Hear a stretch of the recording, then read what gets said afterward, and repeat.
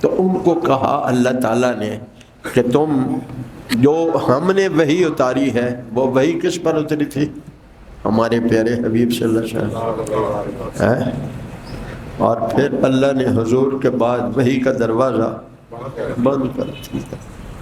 اب قیامت تو آ سکتی ہے، وحی نہیں آ سکتی. اگر کوئی دعویٰ کرے تو پھر وہ رحمانی وحی نہیں ہوگی، وہ. تو میں نے کہا سارے نبیوں پر حضرت جبرائیل وحی لاتے ہیں.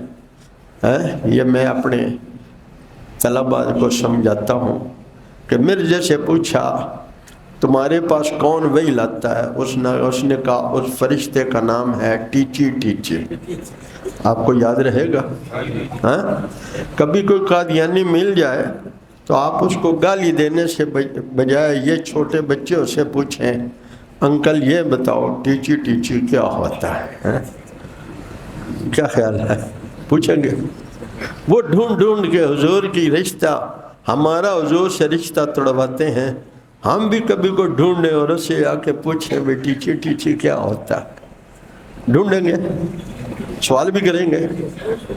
اس سے مراد ہماری صرف استہزاء نہیں ہوگا، اس کو ہدایت پر لانا ہوگا کہ اس کا رشتہ میرے حبیب صلی اللہ علیہ وسلم سے ٹوٹ گیا ہے، اس کا حضور سے رشتہ جڑ جائے.